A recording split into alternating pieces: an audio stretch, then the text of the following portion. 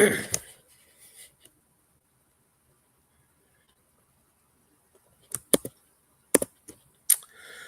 we'll see what's happening here in a minute. Their markets are open. E-mini futures were up 40 points. Man, my sinuses are killing me today. So E-mini futures up.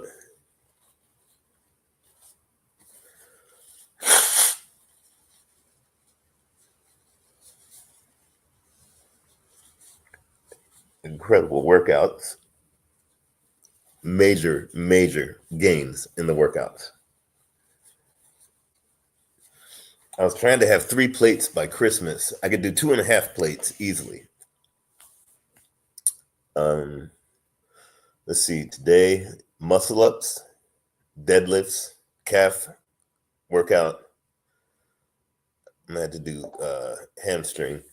The other day I had done some I had worked out. I started to do some scapula, just some planks, and got like a major cramp and abdominal cramp that I almost fainted. it was that intense. I've had that before, whereas I'll do like not even doing ab work. It would just cramp up out of the blue. And it's mostly from doing like, if I'm doing like mountain climbers or what else do I do? Mostly stuff that has to do with like planks. It'll, it is like, planches and stuff like that. Because I do a lot of planche training. And man, oh man, those cramps are just like, it'll cramp you up. And then all of a sudden it's like, you can't even move. It was like pain. So, but I was still able to work out. I just had to take like 20 minutes to just sit because I was literally like passing out. Sat for like 20 minutes and I got back up and did my weighted pull-up set. Weighted pull-ups, weighted dips. Basically every set that I do is weighted. Every single set is a weighted pull-up, weighted dip set. What's up there, Brother Will? Always good to see you. And so, but I got 2.5 plates. Hopefully, including body weight. My goal is possibly by spring. No, I'll leave it. I'll go ahead and push it out because being my age is kind of hard. But by spring, I'll be able to do 200-pound pull-ups. Oh, good. Markets are open.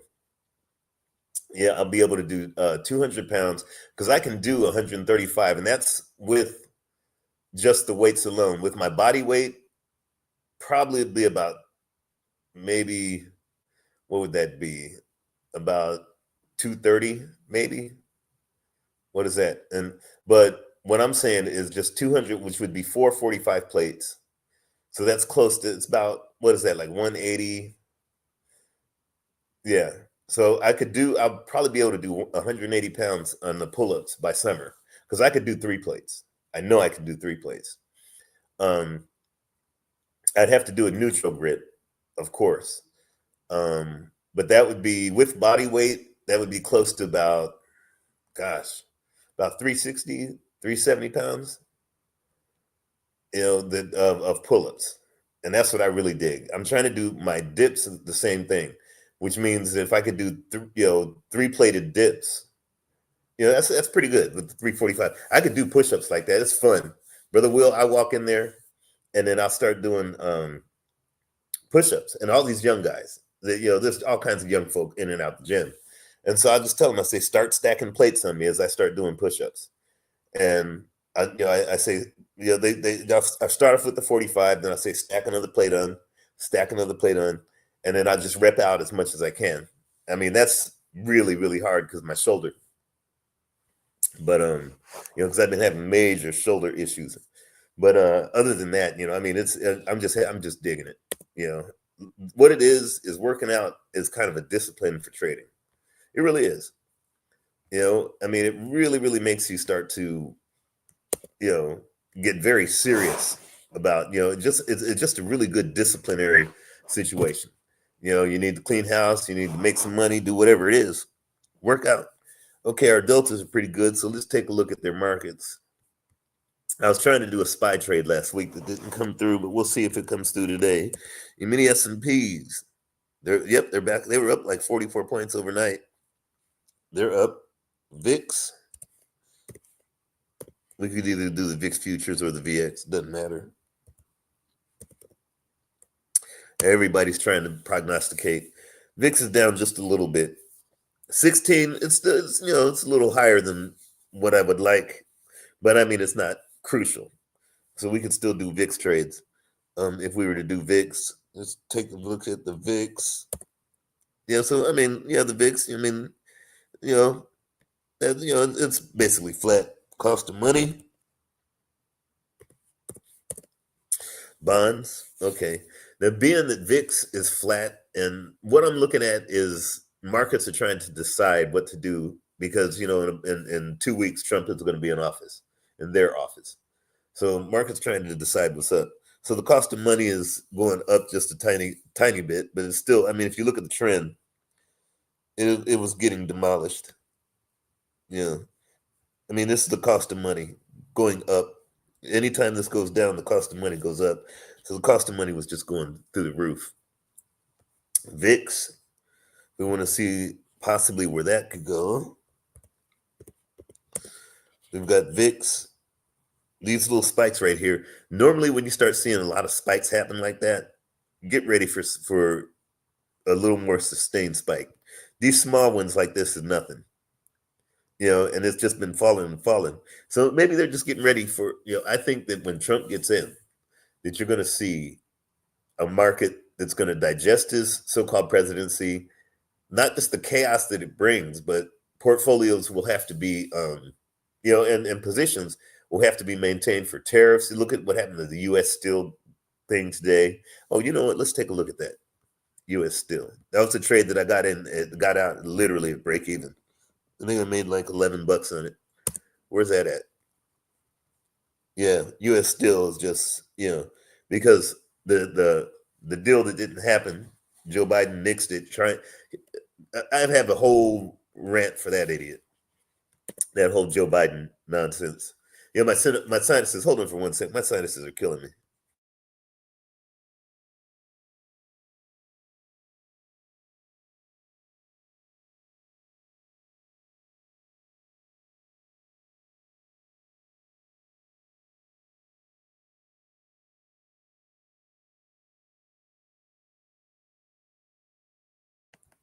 Here, Joe Biden is still trying to, like, as if he's still campaigning to try to get the blue collar, disenfranchised,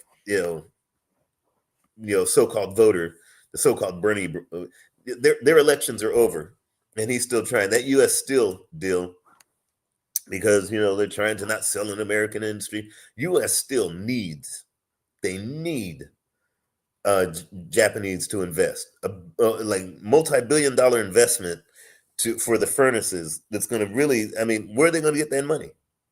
And even though they're trying to play hardball, it's foolish.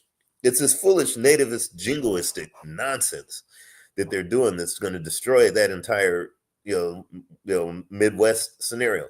It's like cutting off their nose, not to just spite their face, but to spite their entire head through jingoism. But hey, it's their thing, not mine.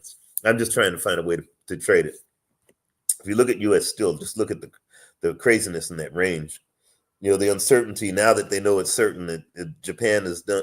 Man, that's why you see Japan going closer to China. And I was going to put these videos out on the other channel, but I'm kind of slowing down on that one because it's, Brother Will, folks ain't ready. Man, Mexico is fixing to eat everybody's lunch. I saw a wonderful Caspian report on Mexico. And I've been warning folks, but if they get that Tehuacán, I think it's called, transfer route going from east to west from, I think it's Oaxaca into Veracruz. I know it's from the west to the north to the east. If they get that thing up and running, it's going to take about 25 years to make it really, really materialize. But it doesn't matter. 25 years goes by fast. If they get that thing going, man, I mean, all the companies that are just like, they're just like laying in the cut for, Tesla, Bombardier, BYD. Everybody's laying in the cut for that because they know that that's going to take a lot of the commerce and trade from Panama and from that proposed canal, I think it was Nicaragua. It's going to take a lot of that stuff away from him. The folks will still be going through there because of the infrastructure is already set, but Panama is already losing water in that canal in terms of water levels because the lake and that water level. So it's really, and plus you got the Donald Trump talking about trying to take over Panama. In other words, they might squeeze Panama out into having to sell it. I mean, that's just it's mafia. Governments are not out there to govern; they're out there, to conquer. And you're looking at an economic mafioso, but this new trade route or this new transfer, for cargo for supply route going through Mexico.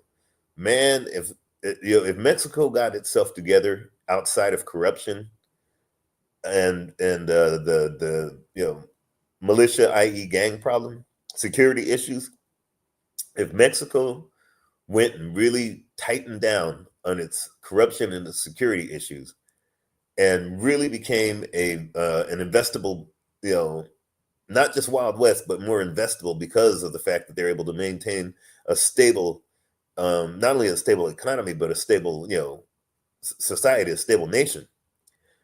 Man, they will be eating everybody's lunch.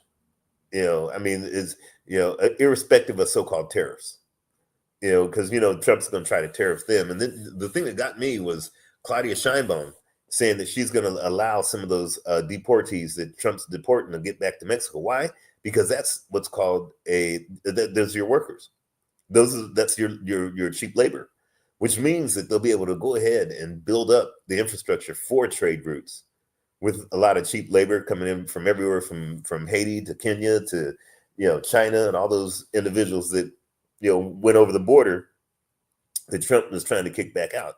So, like I said, cutting their nose to spite their face is I mean, there's some really good reports I've been watching and just studying for the longest time. And I'm like, man, the folks who ain't aware of this, man, they're going to have some issues in the next 20 years if they haven't really studied. But I'm just checking out X, the U.S. Steel, because it gapped up this morning. I mean, it's up, 3% on Joe Biden's nixing, but you're seeing the gap. It was up higher than 3%, and it's coming back in. So anyways, knowing that we got VIX and everything's kind of, Mondays are usually like this, where, everybody's trying to figure out what to do next. VIX is going down. So the thing I'm looking at is not selling premium unless I could find something that I could sell. High liquid options volume. Let's go to ETFs first, because let's look for liquidity.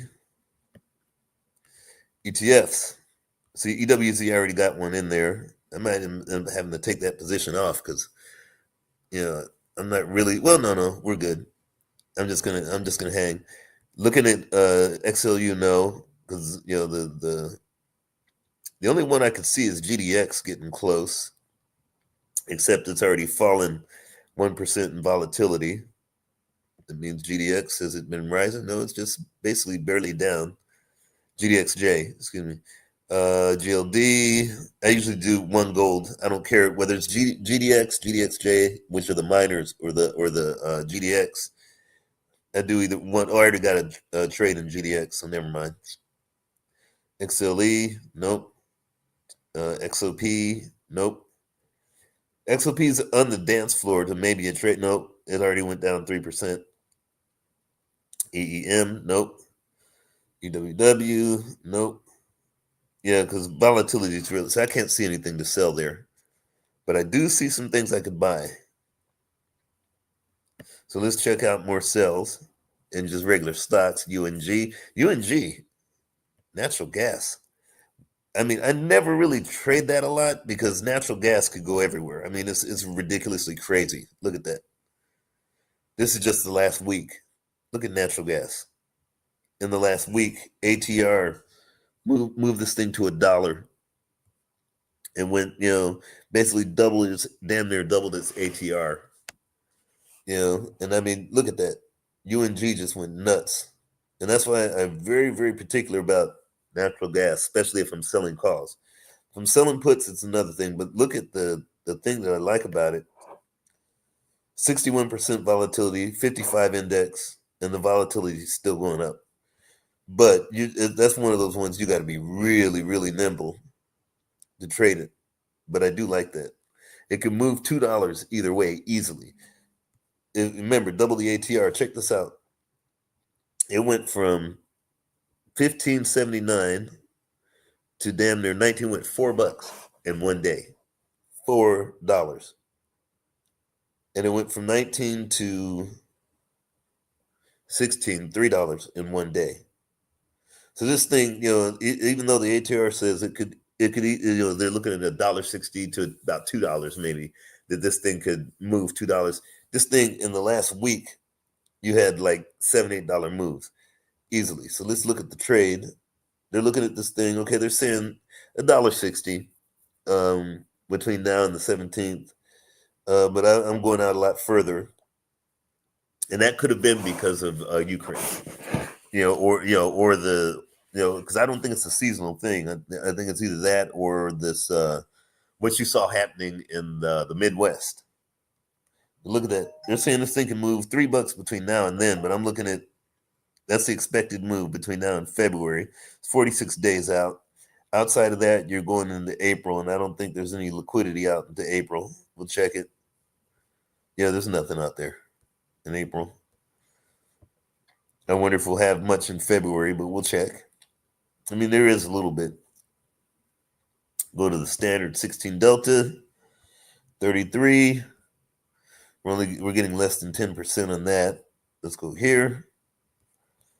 So if we were to do this, 93 cents, we're barely getting that. We've got a 14 to 21 to $7.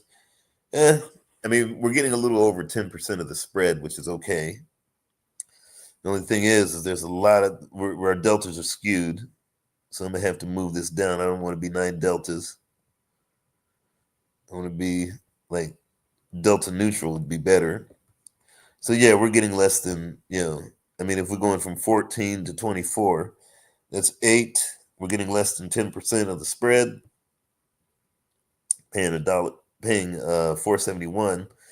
Now, if I thought natural gas could go up, which I don't think it will, I mean, a lot of this tells you that there's folks are settling on what's happening. It's already up 8% today. So I wouldn't want to go ahead and bet that it's going to continue to go up, even though it could. I just don't want to be, trying to buy higher. I would rather buy it when it falls. So if I wanted to buy it when it falls, how do I do that? This little area around the 15-ish. What would I think of if I wanted a neutral trade? Well, I could do a butterfly. I could do I would do a ratio, but I could do like an out of the money or a butterfly trade, because then I'm bullish, but I'm bullish neutral, which means this thing could fall to like the 15 and I'll still be okay. If I went to the standard deviation and then which is the 16, the standard deviation's out here, but I'm at the 16%. So it's kind of close to the standard deviation. So 1 by 2. So it'd be going 1 and then 2 strikes down. Double this. And let's see. Okay, so we're getting, that'd be $16 debit. No, we want credits. Don't want debits, we want credits.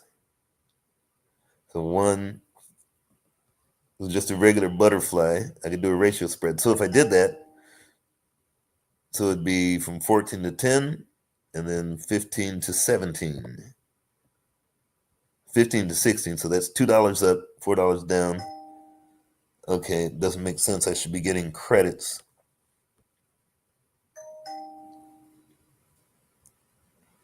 Oh, wait a minute. 14, 10, 16. I know why. Okay, let's see. I know why. Wait, let's see. The 14. That makes sense. Sell 2 of the 14. Buy the 10. Yeah, so 2 of the 4. Where's my 14 go? Oh, wait a minute. I'm in the wrong month right there. Hold on. I just moved the month and I shouldn't have moved it. Let's move that back to where I was at. Here we go. Yeah, so this makes sense. Okay, the two of the 14s by 110 by 116, and I should be getting credit, but I'm not. So I don't like this. Because a butterfly, normally like a good butterfly, you should get credit. Let's take a look at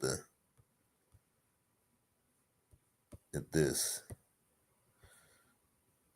Yeah, you should always be getting a credit. If you're not getting credit, don't do it. Yeah, so it's not worthy. It's not worthy. I mean, I can move these up a little bit. So I could go 17, 15, 11. But still yet, I'm not getting a credit. It's not worth it. There's not enough volatility for a credit. But yeah, because when I do broken wing butterflies, 1x2, just standard stuff, very standard stuff.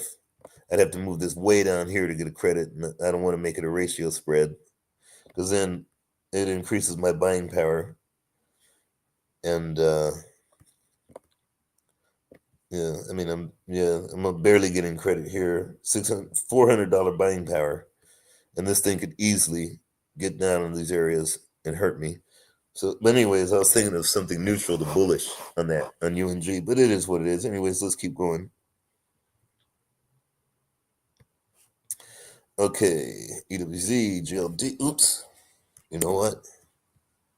Okay, I was wondering if I still had the mic. Hey, KW, good to see you. I was wondering if I still had the mic on. I have a tendency to forget to put the mic on. Let's see, UNG, KRE. KRE looks good. Volatility's going up. Let's see what's going on with KRE. Wow, regional banks. It's like going nowhere. This is the regional bank ETF, and it's right there at that area, and it filled those gaps. Donald Trump's getting in office. Regional banks are very closely tied to Elon Musk and all the tech mafia, the PayPal mafia, all that. So you got that going in. Because remember when the regional banks, the Janet Yellen and Jerome Powell saved them, and I did the whole videos on that on the other channel. I was talking about how regional banks were like complaining about how they weren't getting that. You remember when the whole deposit situation where they had to go, basically their deposits, they had no money in there, and I think it was March of 2023 actually, and they had to go to Joe Biden and say, hey, you got to save us, and then Janet Yellen bailed them out. Those are all those regional banks. Those are all the tech banks. Sorry about that, but my sinuses are killing me today. I've been out and about this whole week, and after the workout I had, man, I mean, it was a good workout. It was funny.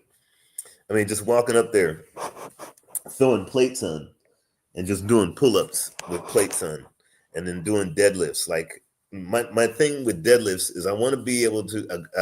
I'm almost up there, but I want to be able, because in my age it's kind of hard, but doing 300 pounds is where that's where I'm approaching right now. Is because I could do, let's see, 100, 200, 250, about 300. I'm doing about 280 and just doing regular, deadlifts.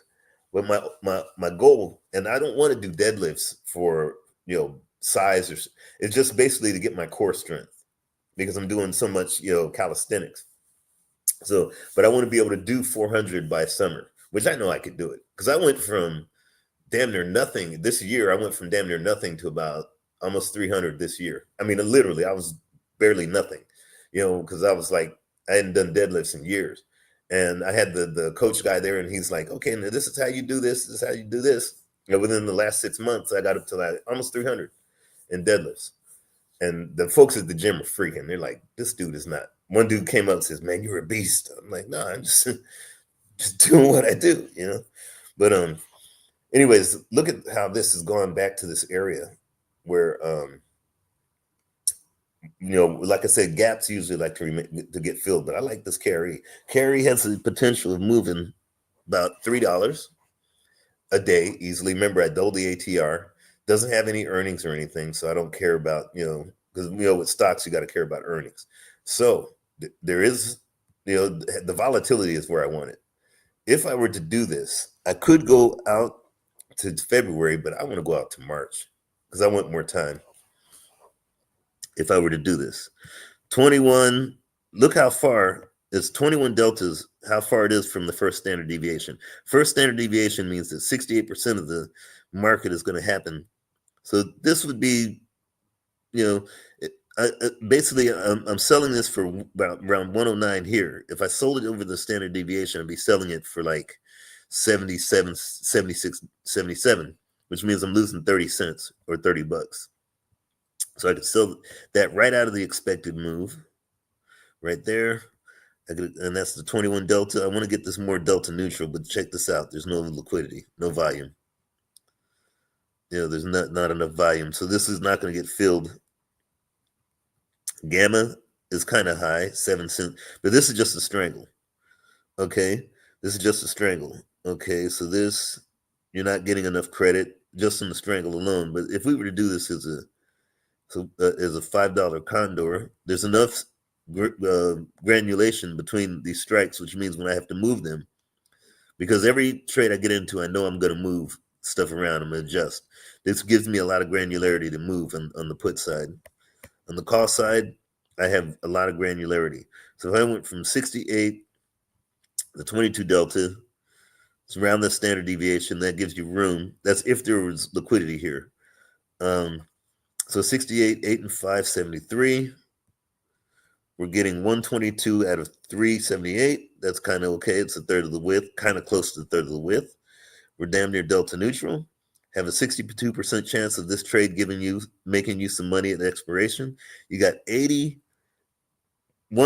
chance that you're going to make 60% of this, which is around $60 or 60 cents. So I mean, all the metrics are there for this. It's just that the liquidity is not there. If I were to go to open interest, there you go. There's only 961 contracts here, 408 here that folks are holding on to, and I don't think they're going to want to get rid of them. You got a lot more contracts on the downside. Now let's remember, this thing can move $2 a day to the curve. This tells me that there's a little bit more gamma. It's not terrible, but if it popped up to the upside overnight and this thing just moved like crazy to the upside overnight and hit your short strike, be down around $70, $80. If it moved down to the downside, you'd be only down $40. So there's really a lot more danger to the upside than the downside if it just moved. That's why I like the granularity of strikes, because that way I can move these. If I had to move it $1, say if it moved to the upside and I moved this put up from 55 to 56, it adds $100 there. I'd only be getting barely like $20 more in terms of the credit, but still yet I can, I always look at that in terms of how much credit would I get if this thing moved against me. But I mean, we're pretty much delta neutral. This thing is moving, so 55.50. Now if I had to move this to the downside, okay, and it's at 68, 379, your buying power. And say if this thing moved, we went to this, we added 20 cents. We added about what is that? Going from 378. Yeah, we added a little over $100 to our buying power. So it's basically the same thing. It's just that I always look at this in terms of how much credit can I get if I have to move these strikes, and what would it do to the buying power. So if I were to do this, if this ever became an issue, even though there's no market there yet, I'm just going to put an order up there just in case if a market gets created sometime, because I don't mind that. That's in March. It gives you a lot of time. You're getting $1.19 a day to hold on to this. You're making $1.19 a day, 130 out of 370. That gives us our third the width of the strikes. So I'm going to put that on just in case. I don't see a lot of selling of premium today. NXE, I don't do that. ARC, there's ARC. There's Look at the volatility just sucked out of that. That was the one trade that it wasn't a home run, but it was definitely it definitely, I was able to get out of that with a tiny, just basically break even. The other one that was a home run was TLT. I really like that trade. I could have stayed in it longer, but it wasn't worth it. This other one right here, I took that one off. That was a beauty. That was the one, the butterfly that did a while back, and I just held on to it, and it went right back into the point.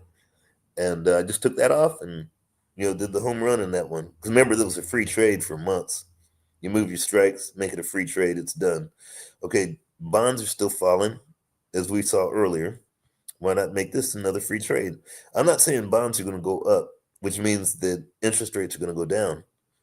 Because remember, since Jerome Powell announced no more interest rate cuts, look at what markets have been doing on bonds. The cost of money has been going through the roof. Now you got tariffs.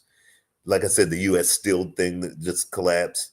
You got Trump coming in office. You got the uncertainty with Elon. I call him Prime Minister Elon, or Vice President Trump.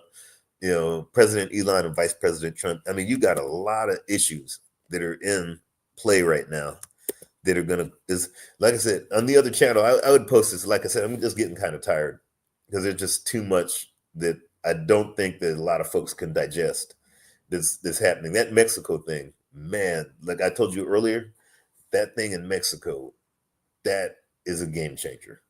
Man, that's a game changer. But anyways, I don't see that really anything materializing on this little issue right here. But I'm gonna go to Thinkorswim, and let me close this other Thinkorswim down here because I want to show. The only thing is when it comes to like diagonals and stuff, I like the analysis that Thinkorswim does better than Tasty. But I do like, hopefully Tasty will get its analysis for break evens a lot better. But there's a trade that I was putting on last week or 2 weeks ago, but it didn't get filled. But it would have been a great trade. And this is again income. Like right now, I'm looking for stuff to sell, but you can also buy things and still have income coming into you. Let's see, AVGO. That's the other one I was looking at. Oh wait, let's look at TLT real quick. TLT is on the floor. If I think that this thing could get bullish, it's at 86 from 100 to 8. Look at that. TLT just is like it's collapsed, which means interest rates are going through the roof. I don't mind that. Why? Because I can make a trade on it. Because I think that if I were to do a trade on TLT, what do I think I could do? I could do like last time. I would go out to March. It gives me 74 days to be somewhat correct. Do the same thing. Look how far the standard deviation is right there. If I were to come up off this and say a 48% chance, I could even go to a 40% chance, which would be this, would be the 19 delta. Because remember, you double your deltas, that tells you the probability that market will touch sometime between now and expiration. That's all delta is telling you. It's telling you at expiration, you have a 19% chance that market's going to hit there at expiration, or double it, a 38% chance that it'll be touched before expiration. That's all, that's all the delta is telling you. So double this. We'll do a 2x1 like last time. This is over the standard deviation there, and we'll see. Okay, let's see what we got here. Oops, wait, let's do 2 right there. 80, 82. I don't care about the 82. So it would be 80, 84, not 83. But anyways, let's make the quantities 1. These are just simple butterflies. Yeah, so it's a 1x2. There we go. We're getting credit. So we're getting 8 cents of credit. 92 cents right there, debit, is our buying power. So this is the starting point. I always started at 1x2, and then I expanded from there. Okay, that's the one, like I said, I had gotten a home run on that one. It was nice. The other one that we did. Okay, so, I mean, you're barely getting any credit for this. But the thing is 92. Your ultimate, you can make $1.07. So it's you can make $1.07 or lose 92. I like that. It's not great, but I like it. You're getting 8 cents of credit, and the ultimate thing that you could make is you could ultimately make 92, 92. I mean 107 on this. But here's the kicker: I want more credit. So if I moved it from the 83 to 84, so that would be 2 up, 4 down. 2 up, 4 down. Okay. Let's double check that. Make sure we're getting 2 up, 4 down in terms of the 2 up, 4 down. Problem being is I'm not getting any credit on that. And the max loss and the profit had changed. So I don't like that. So it's like 82. Yep, so that's 2 up, 4 down. We went 2 up, 3 down, changing the ratio. Still yet, there must be some volatility skew that's happening. Let's take volume. See if there's a volume issue. Yeah, there's no volume on this. Never mind. There's no liquidity. But I'm just looking. Let's see if there's volatility skew. Those, because it shouldn't cost that much, but there's possibly a skew out there. 17, 18, yeah. So the volatilities are getting higher.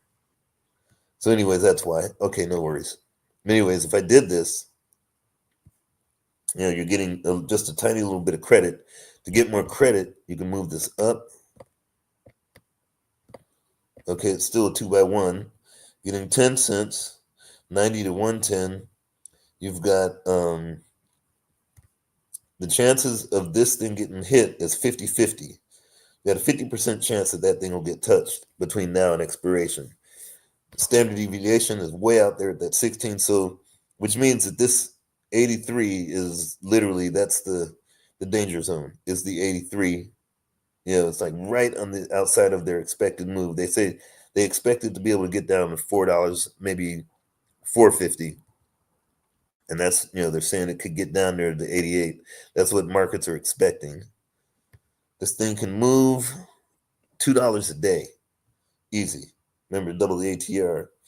So this thing could easily get down there, to the 83. But so what?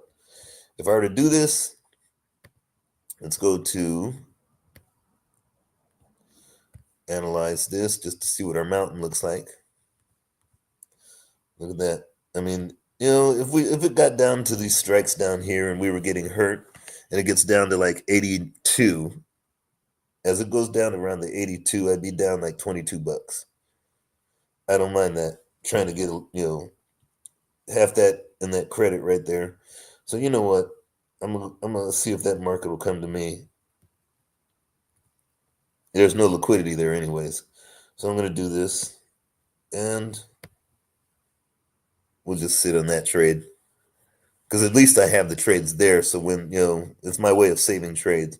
Let me go ahead and show you what I was looking at and Thinkorswim as well.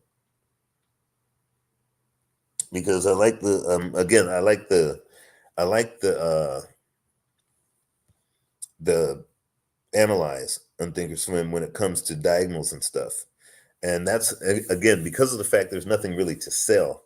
I want to still get income, and this worked out great. This I have to say, a few of these trades worked out great. Not on XSP, but on SPY, the spiders. It worked out on the spiders, and it worked out EEM, and I did have one XSP trade that did work this way, but and that was last year. But the other stuff, and it worked out on FXI. It worked anything that's lower volatility, and you don't ever want to sell lower volatility. You want to buy. Oh yeah, VIX. That was the other thing we were looking at. Spec trade. Hold on. Let's share this because I'm also looking at VIX. That's the other one I wanted to take a look at. Definitely going to take a look at that. Let's see on the Tasty Works. Let's get that back because that's And the reason I'm looking at VIX is VIX trades. I mean, I got beat up on VIX all year. That's just a spec trade, speculation. But when it pays, it's a lotto. It's a lotto ticket when it pays. So let's take a look at that VIX, and that's just a regular VIX, VIX. That one, man, it's a lot longer than I thought in terms of the live stream. I was just going to come on for like 15 minutes. If I think that this VIX could go up, I might go into March. That gives me 70 days.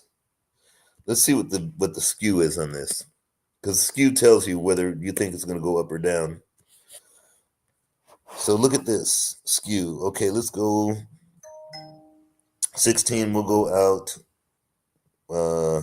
1, 2, 3, 4, 5. So it's 92, 67, 92. Look at that, 92, 97, 100. Man, the vol skew. Look at this, and volatility skew is going down as you go out. So they're thinking that traders are thinking that markets are going to crash sometime going into March. So if I were to do this, I could do like, knowing that this thing can easily move. Let's see how much this thing can move. It can move like $4 is what they're saying. It could easily move $4. Not like it will. I mean, remember, I just double the ATR, and I'm not saying it has, and I think the only reason it has is because, it spiked up from 15 to what was that, like 29, remember that spike? So that's why it's kind of skewed. So you have to kind of take that with a grain of salt. I like to use and I don't want to say that this is going to be a $2 move, because VIX isn't like a sustained security where, you will be able to see those kind of moves. This is in the last 21 days, of course. This thing had moved like crazy because you had that spike. But when this thing does spike, I'll say that I usually give it like a third to a quarter. So in other words, instead of the 4, I'd say like $1.30 that this thing can move, $1.30 easily. So if I were going to go ahead and do that, if we're at 16 or 16, this thing can go $1.30. I would go 17, which is 73. Okay, that's a 73. That costs $254 for that. But then I want to finance that. I would say going up, remember, it hit up in the 20s. If I were to finance that, how could I finance that? I could go 4 strikes up. That's 4. That's only costing me that $4 is what I could eat. I could, it's basically 17, 18, 19. It's a $4 spread. It cost me 66 cents to do a $4 spread. Okay, or $3 spread. Excuse me. That's 66 cents to make $3. I don't mind that. Not to say that I would get the full $3 on that. If I were to really want to get crazy, I could even finance it with something really ridiculous. So I'm to make $5, I'm spending $1. So it's 25%. I don't mind that. I don't mind that. Let's see. It's just, do I want to spend that much to do it? I don't mind that. So that's the 17. So that's $4 right there. $4 spread is costing me 82 cents. Or I could really make this crazy, thinking that, okay, this thing could get to 19. If it got to 19, then, and I wanted to do, I'm spending 53 cents to make $3 and make about $4. Okay, spending 53 cents to make $4. That's if I think it could get to the 19. It's at 15. That means it would have to go $4 up. That's that $4 that I'm looking at between now and March. The expected move is 374, so I'm gonna keep it within the expected move. We'll go 18, 22. So we're in that expected move. They expect to go anywhere, so that you're within that. So you're spending $66 to make about $4. I don't mind this. I don't mind it at all. Let's take a look at the mountain. The gamma is really low. Of course, we're long a lot of deltas. Okay, so if this thing fell $1, we'd be down 16 bucks. So what?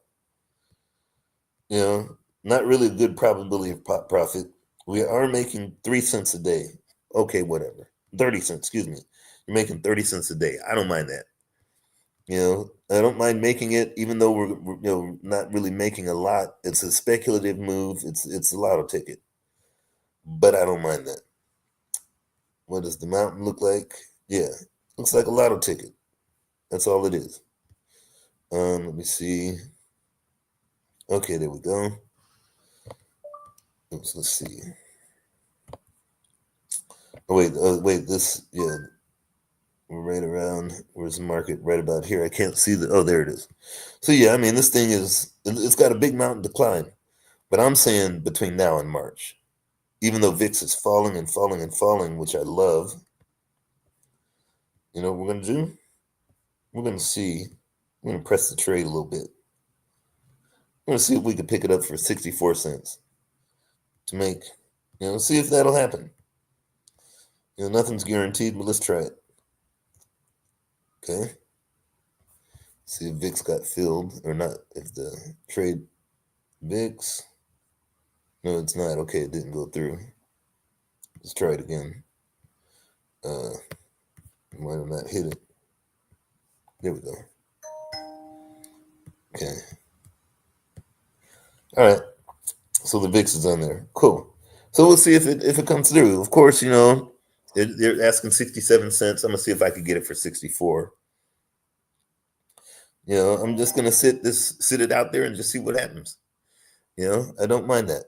In the meantime, let's take a look at Thinkorswim, because this is something I've been looking at, because I feel that volatility is fixing to go through the roof, KW.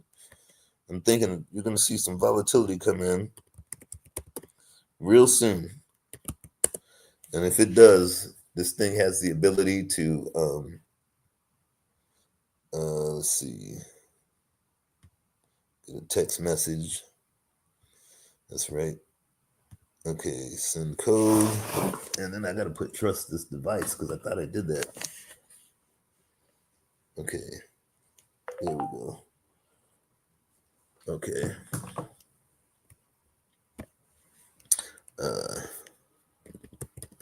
So we'll do this. Trust this device. And this is what I'm looking at for more income-driven trades, because I expect volatility. Anything can happen, but I have a feeling that the chaos between Trump and Elon, and the fact that Trump, a lot of his so-called, bombacious type of, oh, I'm going to make this happen. It ain't gonna. He's not going to have the real estate, irrespective of a Republican government. They still have to be able to run a so-called country. And I have a feeling, more than a feeling, I'm damn near almost sure that you're going to see a volatility increase, as traders and everyone else are going to be readjusting their positions for the chaos that's about to ensue. They're going to have to. They're going to have to adjust positions. So let's take a look at some stuff here of what I'm looking at. And one of the things is SPY. Let's take a look at Thinkorswim. Even though I'm going to have Thinkorswim on this, I'm going to use Thinkorswim for the analysis, but I'm going to trade it on Tasty. So that way, I just like the analysis of Thinkorswim much better. Much, much better. It's a lot easier to deal with, analysis-wise. Okay. So we'll do that. Okay, analysis. And we've got, let's go to SPX. And you could do this in SPY too. It's just that I like to set it up in SPX. Look at that. SPX just going through the roof. I mean, just literally. Okay, let's take it on a daily max. Let's see. Let's go. You know what? Let me see if I can find a better Yeah, SPX. No, we'll stay with E-mini because they're both. It's basically the same. Or let's just go directly to SPOOs. I was gonna do it SPX because of the No, let's go to SPY.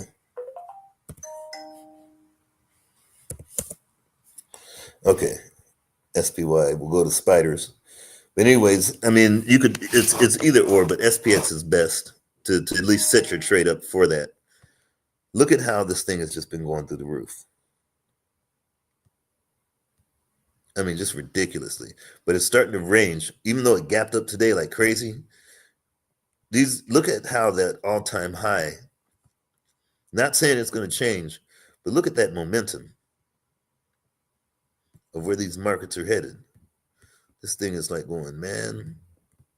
We just, Now I'm not saying it's going to stay that way, but it's looking like this thing was wanting to get more volatile. I like that because volatility is king. And I want more volatility on this because I'm not selling it. So, well, how would I trade this? How would I trade this? If I'm trading the spiders. Well, let's go to spiders. Spiders, SPY. A week from this Friday, what is this Friday? Is it the 10th? So a week from this Friday would be, see if this is the 10th, be the 17th. So if I did the 17th and I went to do this trade,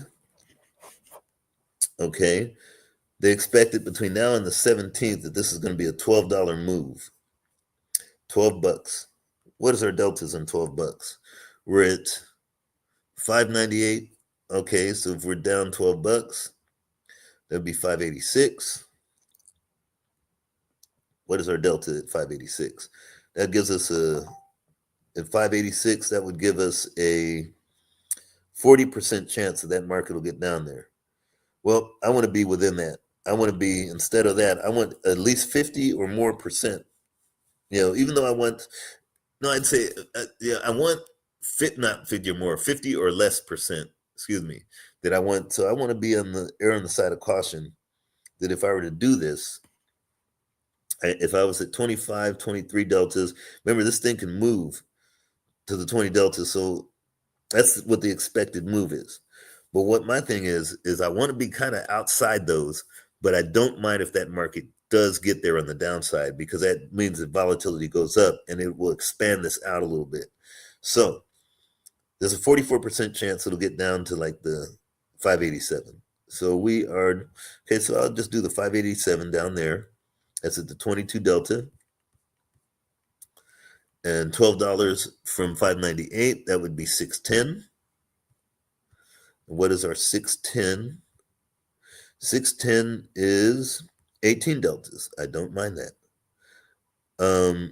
Oh, you know what? My bad. So no worries. We're gonna fix that. So we're at the 587, 610. Just delete this. But we're gonna do that instead of the 17th. 587, 610. We're gonna do that on the 20th. Let's see. On the 17th, 24. That gives us, yeah, the 587, 610. These are the ones we're buying, those weeklies. 587, 610 are the ones we're buying. And there's some volume there. I don't mind that. Good. These are the spiders. 587, 610. These are the ones we're buying. Okay. And then we're gonna go out just a little bit and sell the ones on top of it. Oops, I forgot you gotta hold the control key on this in order to display. So the 587, 610. Again, even though that I'm buying this, this is a trade for credit. All this is, so the 587, 610, it's 493 debit. that market, as long as it stays within those two between now and the 24th, or the 20, not the 24th, the 17th. So here's the beautiful thing. The major problem is that I have 7 days between the shorts and the longs. I don't like that much, that much time. But the thing is that's all we got. On the spiders you'll get more. 17 you'll get or the spot on the spies on the spoos. Excuse me. You should have more time between those two on the SPX, or you get. I mean, not more time. Excuse me. You get. You should have less. You should have 17. Then you have 20, 21, 22, that kind of thing. So 17. Nope. 21st. Okay. So you have the 17, 21st, 22nd. Yeah, of course, because that's the weekend. Whereas on the spoos, you don't have that. You don't have the 21st, 22nd, 23rd, and then 24th. I like the spiders, I mean the spoos, because I have the granularity of dates. On the spies, you don't have that. You just got 1724. But it's okay. It's not all, it's not lost. So we got that. Now we're gonna sell. We're gonna sell to finance these. We're gonna sell the ones that are outside. So we'll go $2. We'll sell the 612 and the 585. 612 and 585 on the 17th. The date that's 612, 585, and we'll see what happens. 585, 612 and 585. And we'll see what happens there. 585 and 612. Did it take, or did I do it? No, it didn't. Let's do it one more time. I hate that you have to hold the control key to make it happen, but it is what it is. 585. I thought I was selling it. Let's make sure we're selling the 585 put and the 612 put up here. We're going to sell that. So we're going out $2 on each side to finance these. So it's going to cost $249 debit. Okay, let's analyze this. Double diagonal. See what we're getting. Okay, let me see. Those are trades I had on, but they never did get filled, or I was just analyzing them. Let me get rid of these trades. Oh, let's go back to that double diagonal. My bad. I got rid of it. Okay, let's go back to it. Analyze this. That double dag. Okay. So let's fix this up, because that is something I do not want to see. Okay, there we go. Now, let's fix this up a little bit. Okay, see what we got in terms of vowels. Oh, come on, take your swim. Okay, it takes forever for the screen to really do what it's got to do. Come on. Come on. Anyways. Okay, let me see if I can expand this. Man, this is just getting, it is not very easy. Okay, there we go. All right. I'm going to bring in the short strikes. I'm going to bring everything in just a little bit. The long strikes. So 587, 610. Let's take that off. 610, 608. Kind of puts us a little close. 587, 589.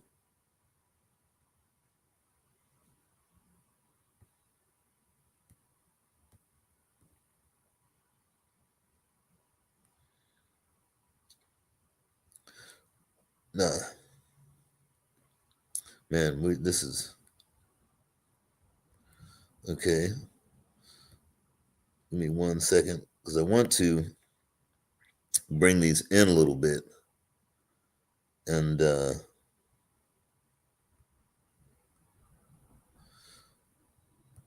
587. So I want to go in. Let's see. Let's go 587. Okay. Just make sure I'm doing this. Okay. So I am. Okay. I'm selling. Which ones am I selling? Just to make sure. Man, this screen, for some odd reason, I'm trying to do this. My screen is just taking forever. Yeah. So we're buying we're buying the closer ones and selling the longer ones. Yes. Let me bring these down a little bit. 611. 585, 586. Okay, just trying to move stuff in just a little bit, just to see if it'll do it. Because I know I could do it on the.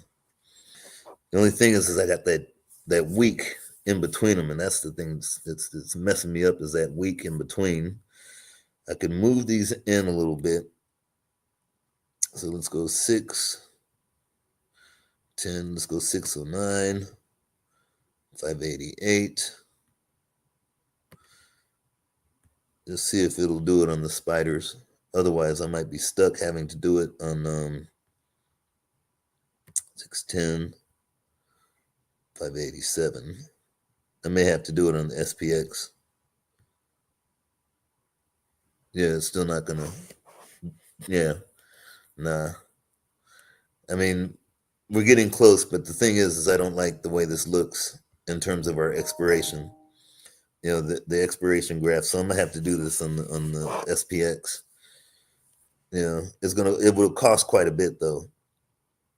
It would definitely cost quite a bit to do it by moving. I'm just trying to tighten this up. So basically, is I want this to we'll do one more. So we'll go 609, 608.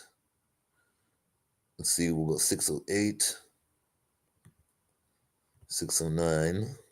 Yeah, that week in between is just, we need much less time between 608, 609, 587, 586.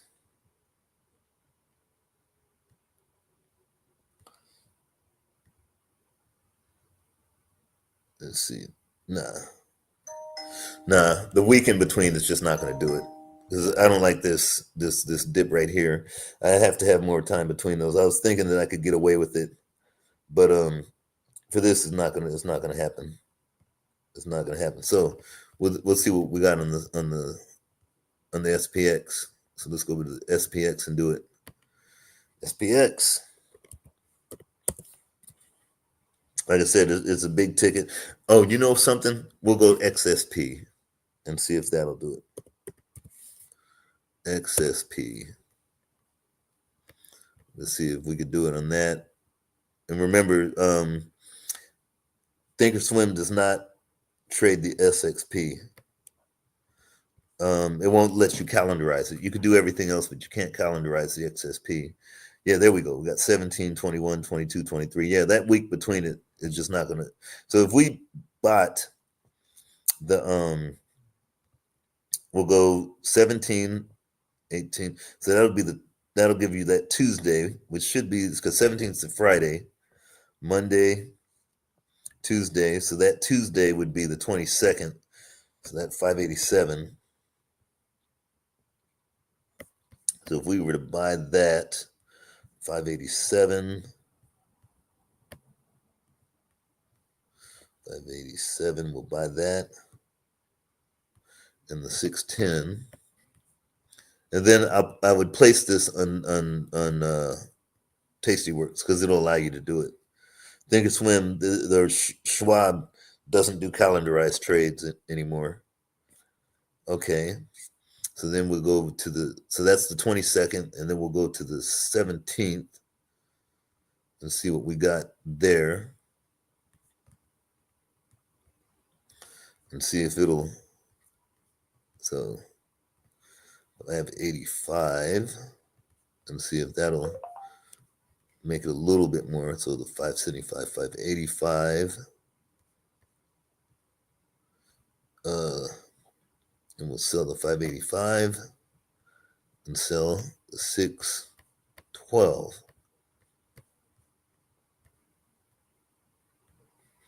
Let's see if that'll give us a little something. That's 176 debit.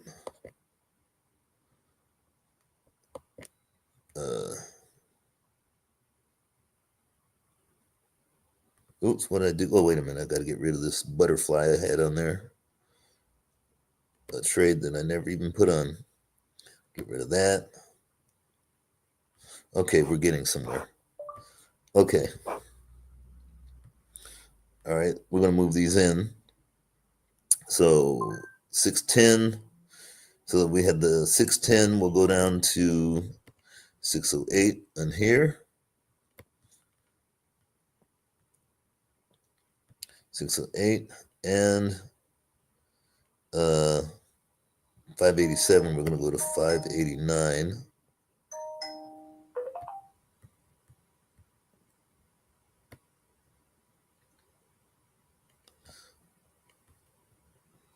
Okay, and then let's just move these in.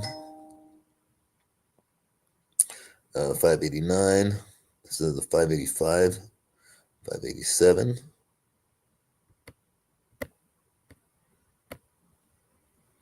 On our puts. Oh, wait a minute. Not 587 on our puts. We're going up. So we've got the 589. Yeah, 587. Okay. The puts, and on the call side, instead of 612, 610. See if we could do that.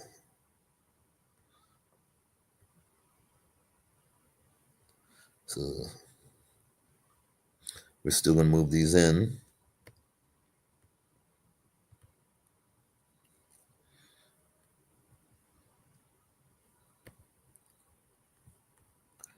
And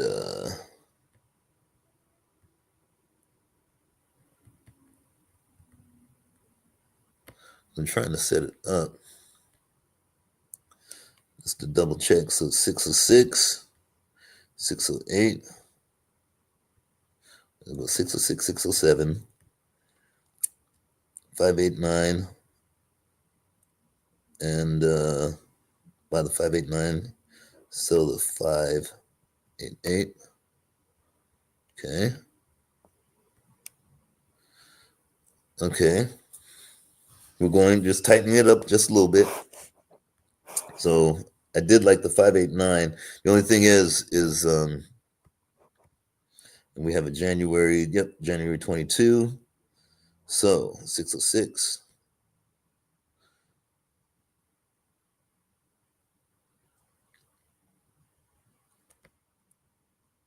591.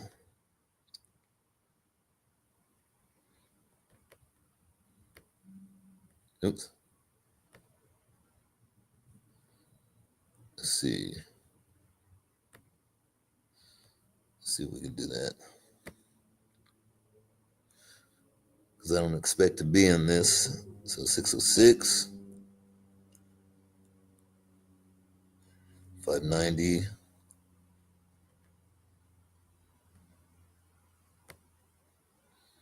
Okay. 607. 604, 605. Let's see what we got here. Okay, I can move these a little bit. Okay, let's just do this. Okay. There we go. Much better. Okay. Now, I'm going to move this. What's our expected move out there? On the 18th. Okay, let's go to, okay, so the 18th. So we're just a little bit where that expected move is. And actually, since this market is moving around, no, you know what? I don't mind that. We do have some risk to the upside. It's not terrible. We do have a little bit of risk to the upside, but if this thing started to fall, now this is to the 17th. This is costing us about $2. I just had to tighten the strikes in my we're getting, let's just reset slices. Okay, there we go. We're getting $7 a day. Again, just the income. You're getting about $7 a day. You are a little bit long deltas. Um, depending on where volatility is, you could lose or gain $18. But the thing is, remember, I'm thinking about this thing going down. Now, if it went down to a break, this is theoretical break even, we would be, it says, if we were to get down again, this is theoretical. Give me 1 second. Let me go ahead and turn this light off because it's middle of the day and I'm gonna have a light up. Give me 1 second. Yeah, my screen is, the memory of this thing is getting eat up, so the computer's a lot slower. Okay. So I just wanted, a very simple double diag. I could make this a double calendar, but the double diag, it gives me a chance to move stuff around a little bit, just a little bit more. But on the XSP, you could do it. I'd be going in for 20% at the very most. At the very, very most. Between now and here's the thing, this is to the 17th. So if I were to take this trade, and that's to the 17th on the XSP per contract, I would not stay in this to the 17th. That's next Friday. They're saying that between now and next Friday, this thing can move $14. Well, that would just destroy us from where we're at right now, because the market's, it would be 614 or at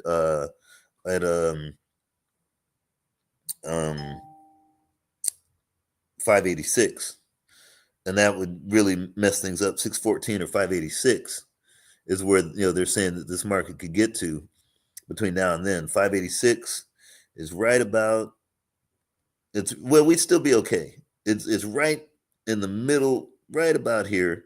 So we'd still be okay if the market went down there. 614 is right about here. We'd be down just a little bit. I mean, it wouldn't be getting destroyed, but we'd be down should that happen. They're saying that that's how far that, but I don't want to be in that far. I'm thinking about only being in for like 5 or 6 days, not between now and the 17th. Okay, I mean, this is a trade where you don't want to be in very, very long. All you're doing is trying to make $7 a day. And whatever volatility, if volatility goes up, then hey, you're good. But this is just a strictly make $7 a day and get out. And that's all I'm looking at. I could move this up a little bit to kind of even it out a little bit, since markets are moving, and it's gone up since we started the trade. My computer's very slow. We could do, instead of the 604, we can go 605. Move everything. Let me see. Yeah, we'll move everything up $1. 605, 592. And again, I have to see what the liquidity is. 606, 591.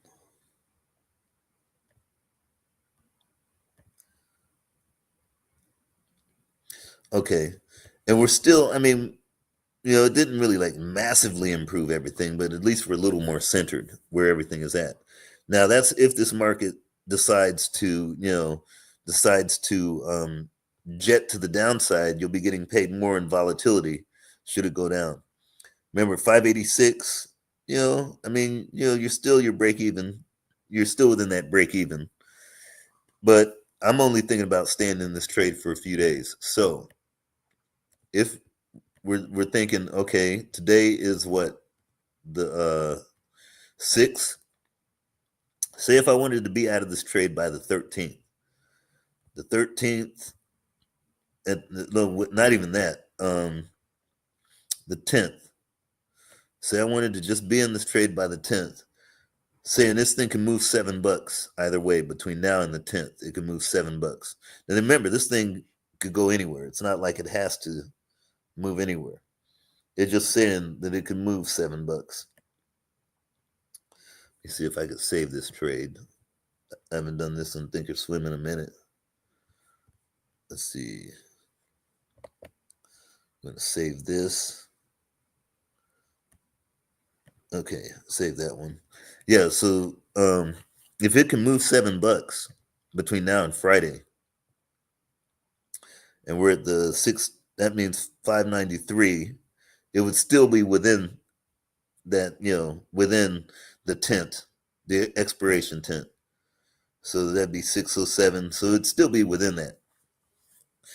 I'm thinking about, hey, if I can make $7 a day, if volatility doesn't get crushed, I don't mind taking this trade. That's not, so I would put this on the other account because Thinkorswim doesn't do calendarized trades anymore. That's wild. Schwab, as far as I called Schwab, and they're like, no, on XSP they don't do it. Now I was going to do this on the spiders, but the thing about the spiders is it doesn't give you the granularity. That's the major problem. Now, if I did this on the spiders, I have a week between strikes, and that means that with this you can move these each day. So if everything worked out, and say or you need to move it, you still have the 21st, the 22nd, the 23rd that you can move your short strikes around. You have all that time. With the spiders, you only got the 17th and the 24th. So if something happened, the only thing you could do is turn it into a vertical. You wouldn't be able to turn it into something by moving stuff around. Yeah. Oh yeah, Trudeau is out. Oh, okay, good. Yeah, I meant to post that. I sent it to Sister Ingrid and Brother Kwame. I sent the thing through the messages about Trudeau and about that he was going to resign, but I didn't know he was already out.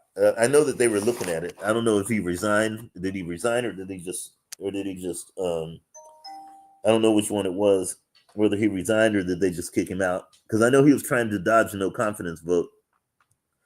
That Trudeau was trying to dodge that. Let me see what the news is. Yeah. Yeah. Yeah. I had posted that. I'd sent them a message this morning about Trudeau. My thing is who's coming next. I know folks are trying to bet Bolivar, but I wonder, it says Trudeau. His official says Trudeau set to resign as liberal. Yeah, okay. Yeah, that's what I sent them earlier this morning, like about 4 or 5 hours ago. I sent them the thing about Trudeau resigning. That he was going to resign because it's just a mess over there. But yeah, so that's what I'm looking at for income trades, putting these calendars on and double diagonals. I wonder if I could do this as a calendar, as a double calendar. The thing is, because double calendar would be cheaper. I want to do it on the spiders. Here's the issue: with the do it on the spiders, you have assignment risk. Doing it with this, the XSP, there's no assignment risk, and that's the thing. So in other words, you'll have to watch it if it's spiders. If it's XSP, you don't have to watch this. It's not as bad. So if we did this, was at the 6.0, we did it at the 610, 610, 587. Okay, 610, 587. XSP. So let's go to spiders. 610, 587. And we'll go same thing. 610, 5, or let's go to the 24th. So that's the problem with this, man, is you only got those two dates, the 17th and the 24th on spider. I thought you would have more on the spiders. Look at that, 17, 24. Damn. So 610, 587. These are the ones we're buying. So if we were to do this, 610, 587, see if we could do it as a double cow. 610. And all I care about is just getting that premium, $7 a day, 610, 587. And then we'll go and we'll sell the 17th. And just doing this like once a week just to get your 10%. That's all I'm looking at. I'm looking at 20%. That's all I care about. If I can get 20% out of this, I'm good. So 587, that would be 586. We'll start this out. So 610, 587. We'll go $2 on each side. So 612, 585. 585, 612. And sell these. 20%, that's all I care about. Yeah, see these, the double dag right here. Analyze this. Yeah, see, that's again that week in between expirations. I just don't like it. So if I went 587, 586, and see if that'll do it. 586, 610, 611. Yeah, it's just not this that week between expirations is just not giving us what So what if we did it as a double calendar? So we'll just do the 610 here and 587, 586, 587 here. And see what it gives. Oh, I just pulled out the power. I do that all the time. Put the power back in. So if we did it as a double calendar, again, that week between expirations, man, I do not like it. If we went to 610 to our expiration, yeah, we'd have to move these in quite a bit. So instead of 610, let's see what we got here. Since we're doing it as a double calendar, we'll be doing it at 608. 608, 589. We just had to tighten that up. Move our strikes up here, 589. See, I can do calendarized stuff on indexes, on Tasty Trade. Tasty Trade, you could just trade anything you want. Doesn't matter what it is, you'll trade it. They'll let you trade it. Damn, I'd even have to move this even more as a double calendar. But just looking at it as a double calendar, it's not really giving me what I'm looking for on Thinkorswim. I'd have to move these even. Yeah, that week between those expirations, you're just not, it's just not gonna. Because remember, this thing 586. Well, you know what? Let's do it. See, 686 or 606.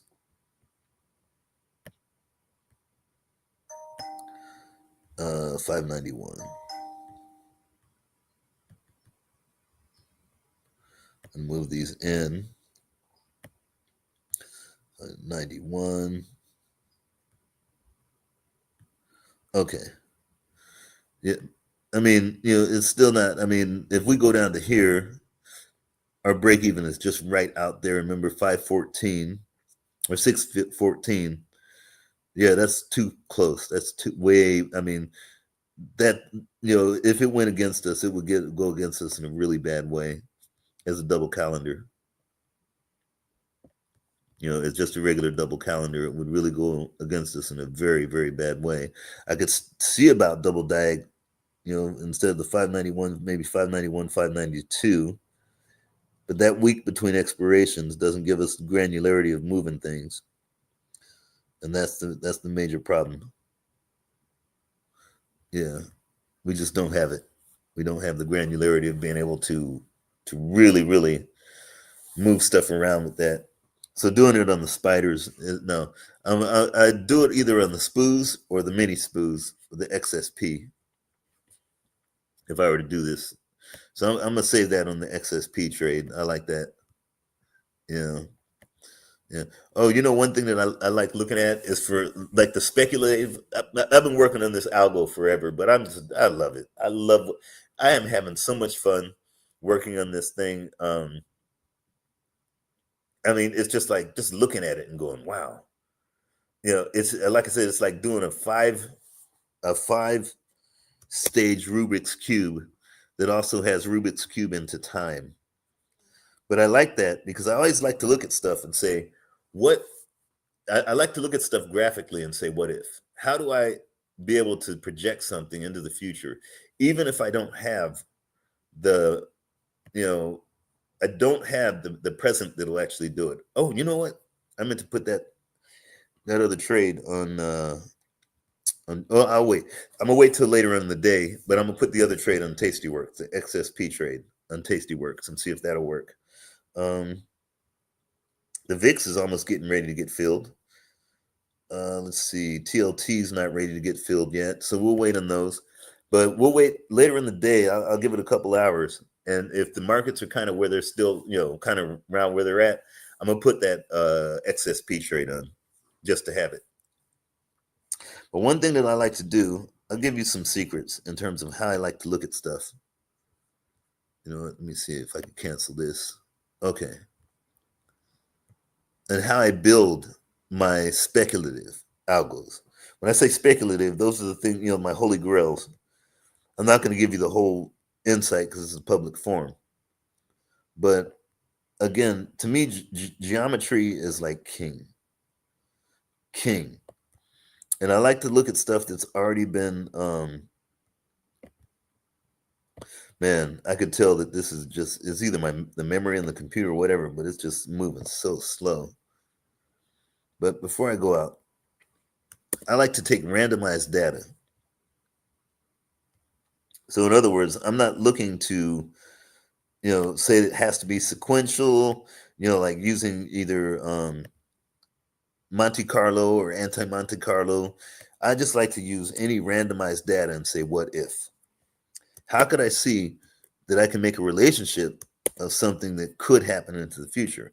Now, everybody knows I like median lines because median lines literally tell you that, hey, 80% of the time, a market's going to do something. So I will use a median line to at least give the basis of, and again, I don't use the whole Andrews pitchfork or any of that. I just use a median line, which says from this point to this point, this point, this point, this point, this point, 80% of the time it tries to get to that median line. That's common sense. All markets do that. I look at stuff like that. I look at stuff like what are called wolf waves. And right now I'm working on this thing with a wolf wave because wolf waves, and the reason I do that is sometimes I take a break and I say, what if? Wolf waves was developed by Bill Wolf back in the day. And he had a thing of if there was 3 points that lined up on a line, and basically I could show you better than I can tell you. But but these are things that happen over and over and over. So this wouldn't be a perfect wolf wave, but you have basically 3 points that would be on a line. Now there's too much subjectivity. Like if this one went down and hit this line, it would tell you by what would happen is by if these 3 points hit this line and this went all the way down to here, from the 1 to the 4 point actually projects that the market would actually hit this line up here. And this is pretty close. So you had this one, and if this went all the way down and hit this line, then they would say, okay, then you could trade that line, and chances are it'll hit this line before it turns down. Well, my thing is like, yeah, I like that and it did right there, as you saw it. My thing is like, you would have to have 3 lines that actually hit a point. And this is what Bill Wolf called wolf waves. Here's another one. But the thing is I want to say why, and then how do I go ahead and trade it? How do I trade it? Here you have these 3 lines hit this right here, pretty much. Very close. Didn't get it exactly, but they got very close. Yeah, kind of close. So you have this. Problem is if I went from the 1 to the 4, look at that. It didn't do it. When that market got that, the one line and hit this again and hit this again, it barely got up there. So the thing is, to me, is I like to decipher why. And once I start doing, and again, wolf waves are pretty cool, and the thing is it's just another way of what they call technical analysis. To me, I don't like that. I just like to do, it's like betting in the casino or being an insurance company. I want to be the insurance company. I don't want to be the gambler. I want to be the one that's the insurance company that says why. Why did it not? And then why did it? And so that's what I do when I look at different things. I look at this and say, okay, you got like pennant patterns and flag patterns and this and that. So what I'll do is I'll say, okay, why did it not do that? And I'll go through as many iterations why, and then I'll say geometrically, is there something that I could graphically see?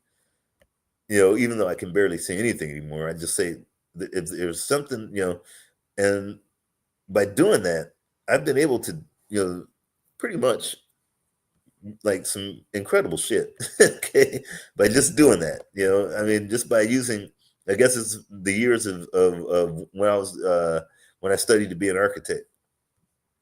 I just like looking at relationships, pattern relationships, and things like that, and saying, "What if?" And then once I do that, then I'll go in and then I'll use the math behind it. Like you have this line. Look at these three right here. This right here, but you didn't get, again, the line never touched it. This. You have this line, this line. If I guess the closer you have three lines that touched, the better the wolf wave. But it didn't touch this. But if you went from here to this, oops, the wolf wave, a perfect wolf wave, would say that this right here would actually hit this line. And of course, this is not a perfect wolf wave. I don't care about whether it's perfect or not. What I want to do is say you had one touch, you didn't have the second touch, but still yet that market fell. Cool. All right. It fell.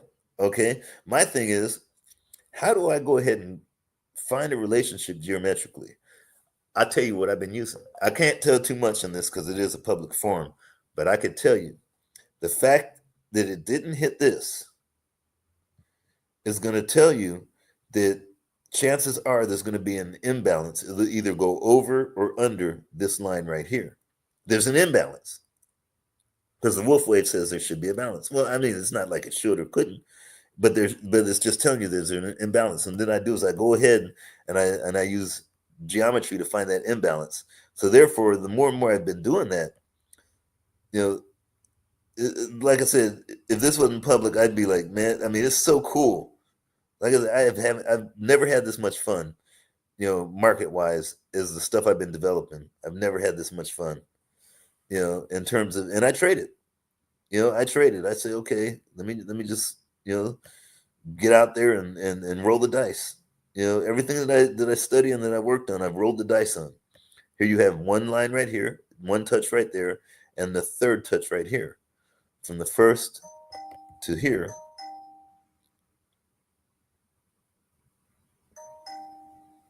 Look at that.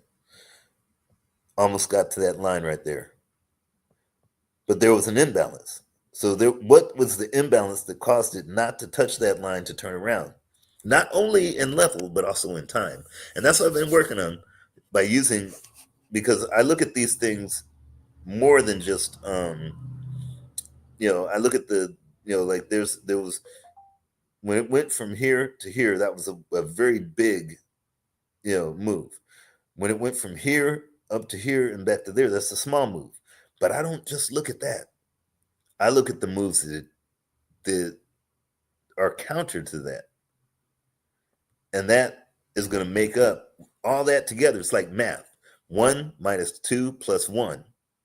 Okay? So 1 minus 2 is minus 1 plus 1 is 0.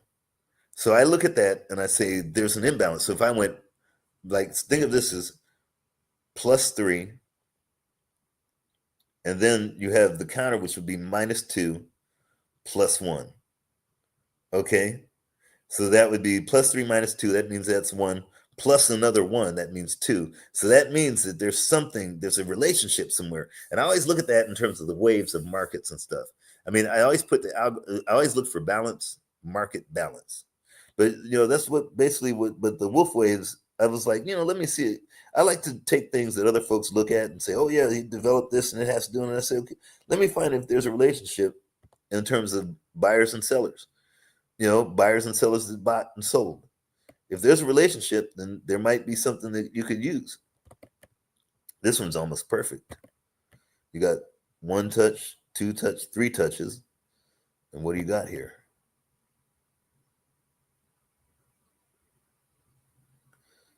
I mean, to say perfect's an understatement. Look at how far that went over the line. So there's some balance there. Something was out of balance. It did touch the line, but it got out of balance. If you are looking at that, but check this out. With this swing right there, before it went back up, damn near got on the line. That little spike right there. So it went down, up, down, up. And that one right there, before it went back up, damn near got on the line. That's wolf waves. But there's a balanced relationship. You have that swing right there. You got that swing, but you've also got the internal swing. And those are almost perfect swings. I love looking at that and saying, how do I find that? Once I find that, then I can find, okay, I know why it did it. And then I use geometry to do this. I just it's very simple geometric thing I use to do it. And then I say, what are the relationships between each of those swings geometrically? And chances are, it shows you the balance. I should say it's more physics than geometry. It's more physics. And I say, hey, if that happens, and then I just go through all kinds of data. I'll go through years and years of data, all the way back to the 70s, all the way, and I just go through years and years of data and say, have these things happened before in time? And then when I start seeing it, then all of a sudden the relationship starts to make sense. You have this, let's see if we've got three touches here. And it's just looking at things not as finance or money or this and that. It's like looking at things as a mathematician and saying, what if? What if, as a scientist, what if there's a relationship there? And that's just simple wolf waves. I was looking at that earlier today because I hadn't done wolf waves in a while, just to see what, So you have this, it touched here, but it went and broke through that. So the fact that it broke through that, if I went to there, of course, market never got back up there. So clearly there's something there. I just like to see what the there is. And if there is, then I'll put an algorithm together, and then 9 times out of 10, I'll figure it out and say, hey, this keeps happening. Like I said, I'm digging the thing I've been working on forever. I'm just like, I was on it all morning and going, damn. It's like I said, it's like a 4-dimensional Rubik's Cube. And I've got all 3 dimensions. It's just tying it all together. Tying it all together is the beautiful thing. Anyways, let me see what else we got. Okay, I'm just looking to see if there's any like wolf wave type stuff that I could see. I think we did this one, but check this out. Oops. And I don't want to just cherry pick data. I use stuff that just is very unorthodox that no one would ever see and say that's not a wolf wave. Well, then why? Okay, I think we just did this one. Yeah. So no, we didn't. But that they would look how close that got. They would consider that a wolf wave, but it really isn't. I mean, it is, but it isn't because it didn't get it. You would expect that swing to go all the way up to here. Why did it not get all the way up there? I want to know why. And I think it's the mathematics between the buyers and sellers. The buyers and sellers said, okay, nope, not there, not yet. So I'm going to figure that out. And knowing me, I will. And I mean, it's just fun to do this shit. I'm just like, damn, there's something. I just love doing, really esoteric, unorthodox stuff that folks say it won't. And because I want to figure the math behind it. Because there's always math in markets. Buyers and sellers always have math. That's why you have statistics. That's why you have standard deviations. That's why you have, there's always a quant somewhere. Like we would do a wolf wave on this, go from the 1 to the 4. And such wolf waves that you have to cherry pick the data. It has to be a certain thing. No, swings are swings. Either they're going to work or not. A market's going to either do what a market wants or not, because the market makes the decision, not anyone else. So if they would try to say this, even though this wasn't a perfect so-called wolf wave, of course not. It didn't touch that. And the fact that, so there's something out of balance here. So what? I want to know what it is. Could it be the out of balance? Look at the size of this swing compared to the size of this swing. And then what's the mathematical relationship, as well as the internal swing between them? And that would tell you that this right here, why it didn't go all the way down and touch that line. There's a reason to everything, and it's mathematical. Markets are math. Decision making is mathematical. You see it in nature. You see it in time. I love this kind of stuff. I'll sit there for weeks and just say, what is the mathematical relation or the geometric relationship between Y? And then let's see. Anyways, so far I got those 3 trades on, and later in the day I'm going to do the XSP trade because I don't want to spend too much money on the spot on the SPOOs. That could you'd spend like $1,000 on a trade, and I don't want to spend that kind of money on just one trade. Wow. Well, wow. Okay, it looks like Trump. He's skating out of the hush money thing. Anyway, just to give you some ideas. I know this is kind of longer than I wanted. I was only going to be here for 15 minutes and just stayed forever, but I'm just having fun with this. I love markets or trading markets. It's the hardest thing you'll ever do, but it's the easiest thing to look to. It's the easiest thing to do. Trading markets is very easy. It's hard to accomplish because any monkey can go ahead and hit. You could get a chimpanzee to hit buy or sell, but to accomplish it, that's where it's hard. Making the decision. Anyways, y'all take care.